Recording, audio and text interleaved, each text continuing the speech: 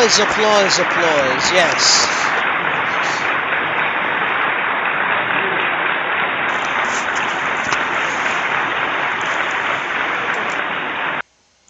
All right, that was our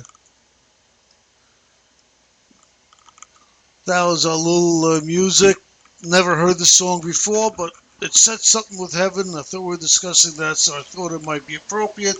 It may have not have been, but no. The point of the what he wrote, Mark, was this is not the nicest thing to write from a religious point of view, huh? For 35,000, they could have one of mine. I know, but I'm not using it. I'm going to read this real quick, just to show you. This is from a church. They posted one of their blogs on the or writings and postings on Facebook. It says, "Caution all males in the Carabel. To all guys in Carabel, Florida, if someone should ask you to drop your pants and cough, be careful. The women are here seeing big money potential." And he's talking about an article where you can get $35,000 cash for one of your testicles. Is this something that your church should be putting out? What do you think, Mark? I don't think much of it. Right? And one of our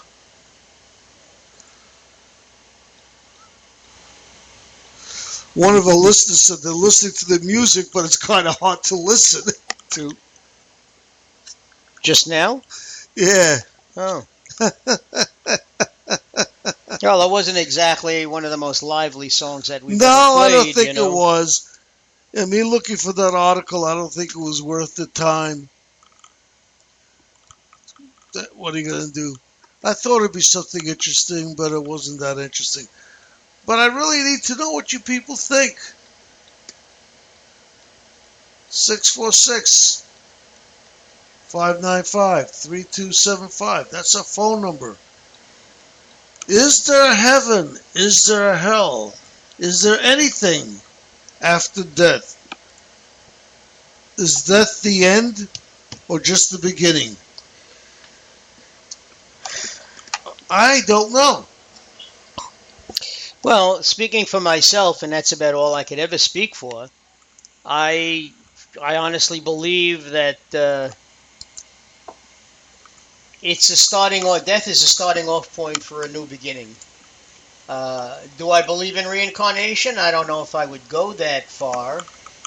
I don't know if I would want. Well, you see, the curse of man, according to Plato and other philosophers, is that you don't remember previous lives, so you don't remember mistakes that you might have made. This is why people spend a lot of money to be regressed to the point where they go back to remember a previous life. Some people want to know why in the life that they're in now they may have an obsession over a certain thing, such as the Titanic. One man I read about was regressed to the point where they discovered that he was on the Titanic when it sank.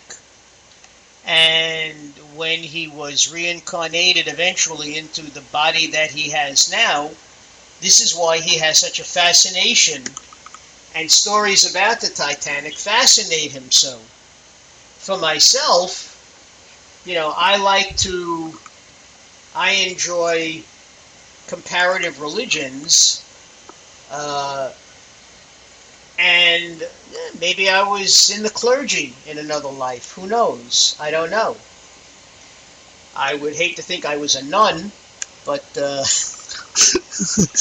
listen, men have, in past lives they were women, and women in past lives had been men. So you really have no control over what your past life was or what you will be reincarnated into.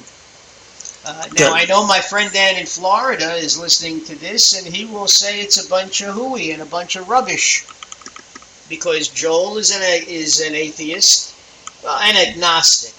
Okay. I don't. Maybe he is an atheist. I don't know, but he knows that there is nothing after death.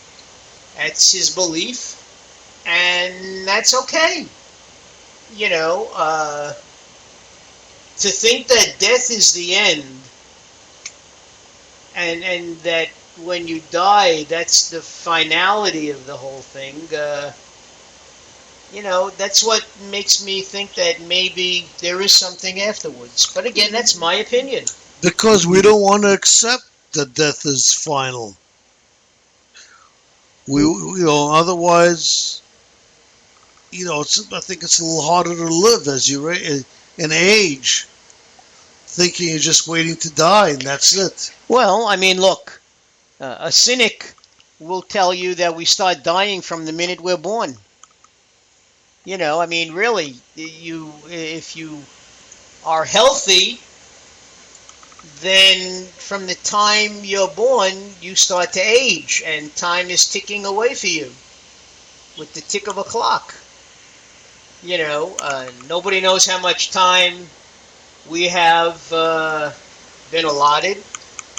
Some people have the gift of longevity. Some people, unfortunately, pass away at a very young age. They did a study that was interesting, though. They found that people, the smarter they were, the longer they lived, on an average.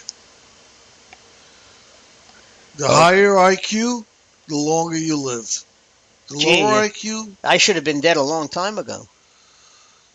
Yeah, well, I don't know what your IQ is, but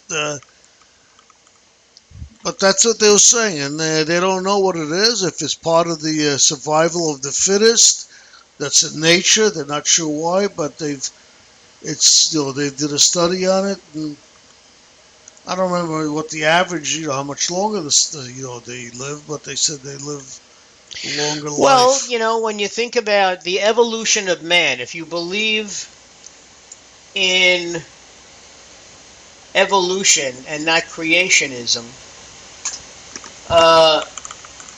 the reason that man is still around is because man has been able to adapt and evolve over the many, many hundreds of thousands of years.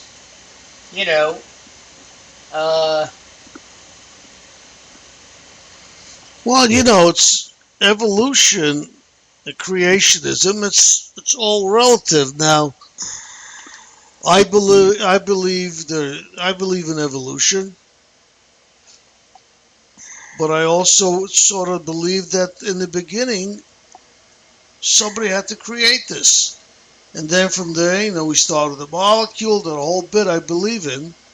But who started it all? Well, who's to say that, if you believe in God, who's to say that God did not start the Big Bang? Yeah, exactly. I think they said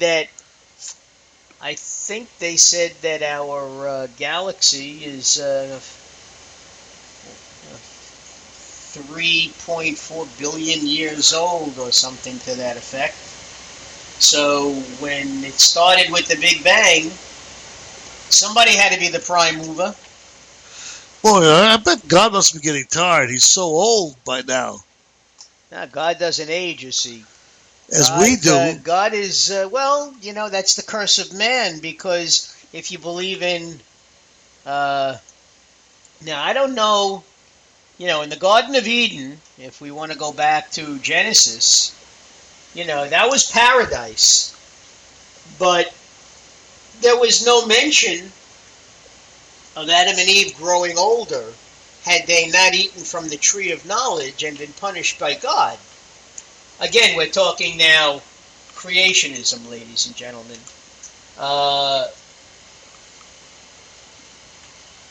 I think death has to exist in this world because the earth cannot contain all of the people from time immemorial.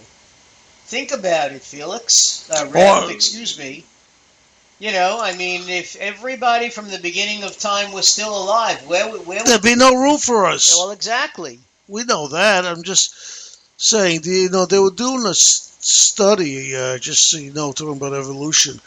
I know there's one gorilla that they've taught to talk with hand signals. At least one. It's a 40-year gorilla, a female.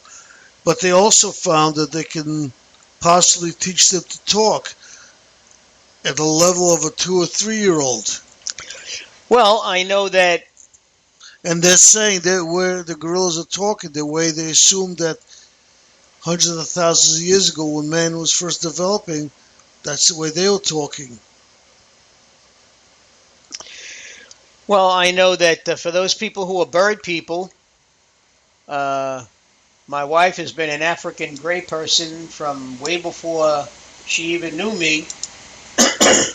And it's been proven that you can train an African gray. An African gray can amass a vocabulary of a 2 or 3-year-old. Now, the African gray that we have now, just from listening to us talk and listening to the microwave and the phone ring and the beeps and buzzers and everything and the things that we say, the bird will mimic us. You know, when our dogs were out in the back and we wanted to call them in and we called them in, lo and behold, the bird would start to say, call the dogs by name.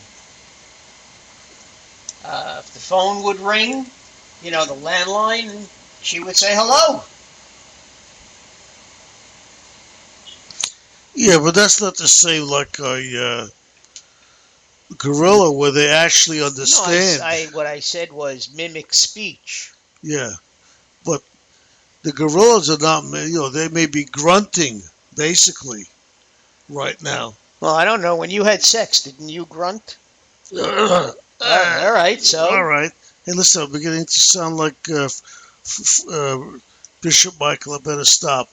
Ladies and gentlemen, as we always tell you, we plug songs from iPluggers because we do represent them. And